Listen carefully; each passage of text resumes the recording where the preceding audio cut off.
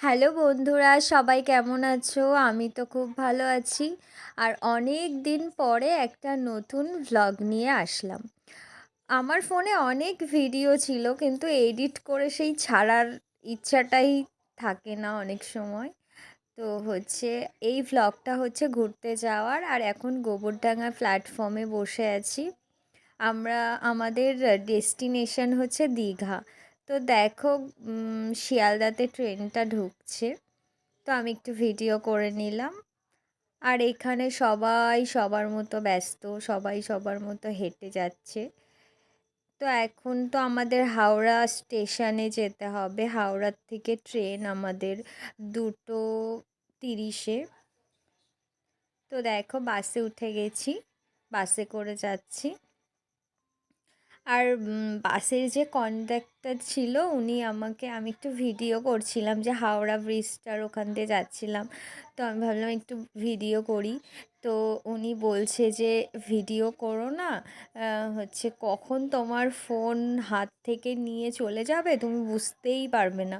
তো আমি তাও একটু বাসের ভেতর থেকেই ভিডিওটা করছিলাম। খুব ভাল লাগছিল দেখতে এই জায়গাটা। তো তার জন্য একটু ভিডিও করলাম আর তোমাদেরকেও শেয়ার করলাম।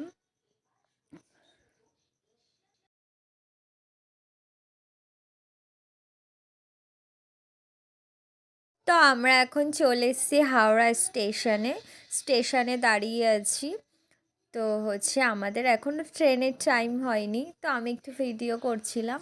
আর আমার ভাইটা এত শয়তান, যখনই আমি ভিডিও করি শুধু আমাকে হাসায় আর আমার নামে উল্টাপাল্টা বলে। আর আমার মা জায়গা না পেয়ে প্ল্যাটফর্মের নিচেই বসে পড়েছে। আমাদের তো খুবই ব্যাড লাক ছিল, কি বলবো, ট্রেন ছিল 2:30-এ, কিন্তু সেই ট্রেন স্টেশনে ঢুকেছে 4:30-টের সময়। এত টাইম লেট, আর এতক্ষণ বসে বসে একেবারে বোর হয়ে যাচ্ছিলাম, আর ভাল লাগছিল না। তো এদিক ওদিক ভিডিও করছিলাম, আর এখানে বন্দে ভারত দাঁড়িয়েছিল। তো এই সবই ভিডিও করছিলাম, কি আর করব।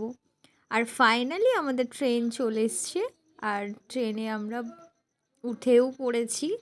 এবার আমরা ঠিকঠাক মতো দীঘাতে পৌঁছাতে পারলেই শান্তি। তো যে যার যার মতো সিট নিয়ে আমরা বসে পড়েছি। আর কি বলবো, সত্যি আমাদের ব্যাড লাক ছিল ওই দিনটায়। ট্রেন চলছে এত স্লো, এত স্লো, কি বলবো। তো ফাইনালি আমরা দীঘাতে চলে এসেছি। আর দীঘাতে পৌঁছাতে পৌঁছাতে তো রাত 9:30 বেজে গেছে। তো ফাইনালি আমরা দীঘাতে চলে এসেছি।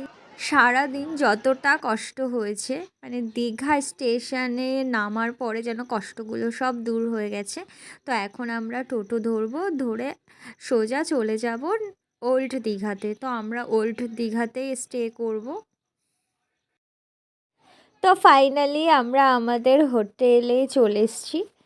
তো সারাদিন অনেক কষ্ট হয়ে গেছে। তো আমাদের হোটেলটাও তোমাদেরকে দেখিয়ে দিলাম। তো আমরা ফ্রেশ হয়ে রাতে ডিনার করতে চলে এসেছি। সারাদিন ওই হাবিজাবি খেয়েছি, তো এখন খুব মনে হচ্ছে ভাত খাওয়ার ইচ্ছা হয়েছে, যে ভাত খাবো। তো আমি ওকে বলেছি যে যে রেস্টুরেন্টে দেখবে অনেক লোকজনের ভিড়, আমরা কিন্তু সেই রেস্টুরেন্টেই ঢুকবো, তাহলে ওই রেস্টুরেন্টের খাবারটা ভালো হবে। তো সত্যি কি বলবো, অসাধারণ খাবারটা ছিল। তো আমরা ভাত আর মাটন কষা নিয়েছিলাম। এত ভালো রান্না, মানে কি বলবো, খুব সুন্দর খাবারটা। কিন্তু আমার হোটেলের নামটাই আমি ভুলে গেছি। তো আমাদের ডিনার কমপ্লিট করে আমরা একটু বিচের দিকে আসলাম। আর আমি সমুদ্রের এই ঢেউ দেখে আমি তো পাগল হয়ে গেছি। তো নেক্সট দিন সকালে তাড়াতাড়ি ঘুম থেকে উঠে গেছি, যে মোহনার দিকে যাব। তো আমি তো রেডি হয়ে গেছি, কারণ আমার একটু টাইম লাগে রেডি হতে। আমার মাও রেডি হয়ে গেছে, শুধু আমার ভাই রেডি হয়নি। ও হলে আমরা তারপর বেরিয়ে পড়ব। তো তার মধ্যে আমি একটু তোমাদেরকে এই ব্যালকানির থেকে একটু ভিউটা দেখিয়ে দিলাম। এখনই সব স্নান করতে নেমেছে। তো আমরা টোটোতে উঠে পড়েছি, এখন আমরা মোহনার দিকে যাচ্ছি। আর এই চারিদিকের ভিউটা এত সুন্দর। আর আমরা যখন গেছি তখন মোটামুটি গরম পড়ে গেছে। তো এই সকালের ওয়েদারটা আর এই ঠান্ডা ঠান্ডা হাওয়াটা কি ভালো লাগছে। আর এই দিকটা পুরো গ্রাম্য পরিবেশ, খুব সুন্দর। আমার তো খুব ভালো লেগেছে এই পরিবেশটা। কিন্তু যে টাইমে আমরা গিয়েছি ওই টাইমটা রোদটা কম ছিল, মানে সকালে। আর একটু পরে তো রোদের যা তাপ উঠবে, এমনি গরম, খুব গরম লাগছে। ওইটা কি ওই যে কি যেন গাছ, সুন্দরী গাছ, সুন্দরী। এইসব আগে কিচ্ছু ছিল না, সব মহড়া। বাহ, কি সুন্দর এই জায়গাটা।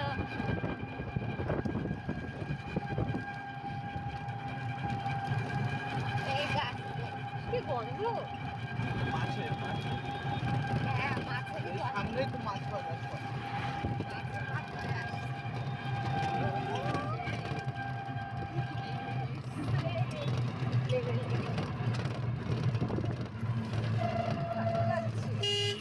সেটাই তো বলছি। রোদ না ওঠা পর্যন্ত না ঠান্ডা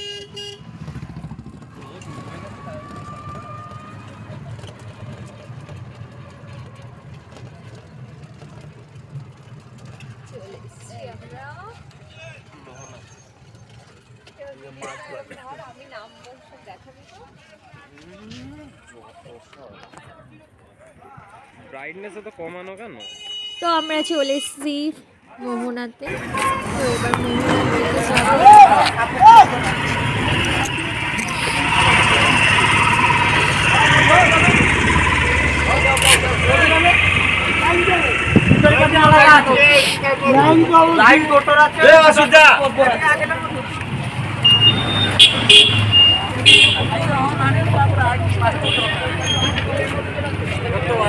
চা খাবা?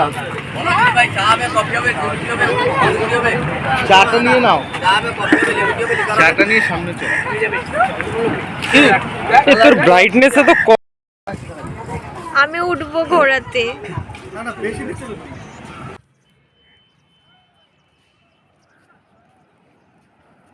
তো দেখো আমি কতটা টি লাভার, যে টি খেতে খেতে সমুদ্রের বিচে চলে এসেছি।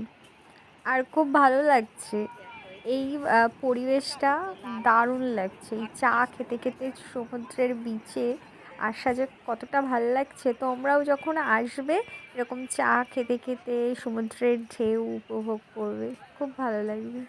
কাটবো না, এদিকে দাও।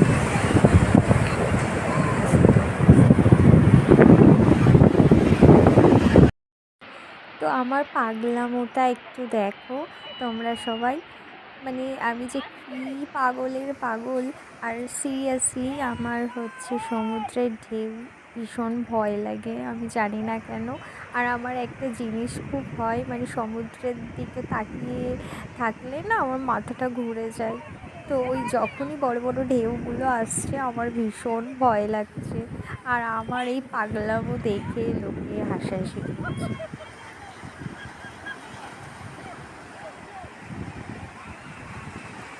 সকালের ব্রেকফাস্টটা নিয়ে নিয়েছি। আর এখানে তো সেরকম কিছু পাওয়াই যায় না, তো ডিম টোস্ট নিয়েছি, সেটাই আমি খাচ্ছি।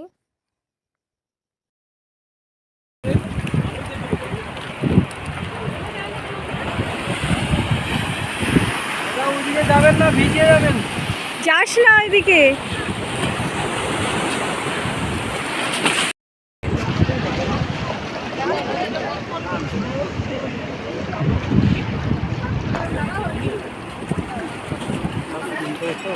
কেন?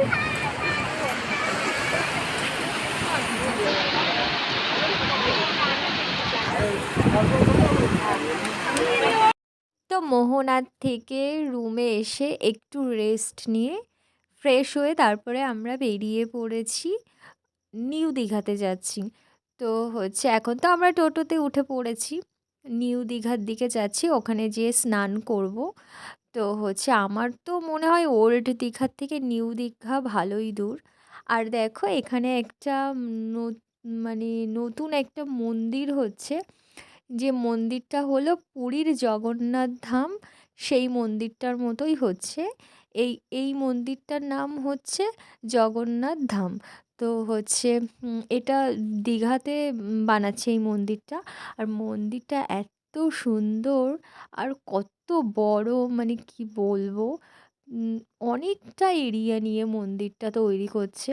আমার তো মনে হয় এখনও অনেক দিন সময় লাগবে এই মন্দিরটা তৈরি করতে, কমপ্লিট করতে। তো দেখো কি সুন্দর, পুরো একদম পুরী জগন্নাথ মন্দিরের মতো। নেক্সট টাইম যখন দীঘাতে যাব তখন এই মন্দিরটাও হয়ে যাবে, তখন একবার এই মন্দিরটাতে আসবো দেখতে।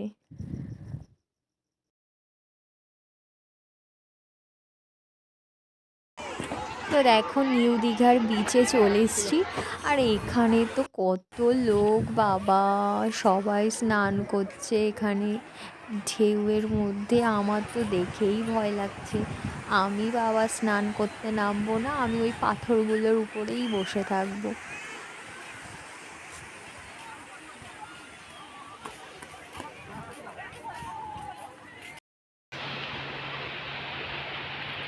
আর দেখো আমার ভাই আর আমার বর কোথায় চলে গেছে, এদের কি সাহস বাবা, আমিও ওইখানে কখনো যেতে পারবো না। কোনো দরকার নেই ওই মাঝ সমুদ্রে যাওয়ার, আমি আর আমার মা এই অল্প জলের মধ্যেই মজা করি। তাই দেখো আমি গড়াগড়ি খাচ্ছি ঢেউয়ের মধ্যে, কানেও জল ঢুকে গেছে আমার। তো হচ্ছে খুব মজা হয়েছিল।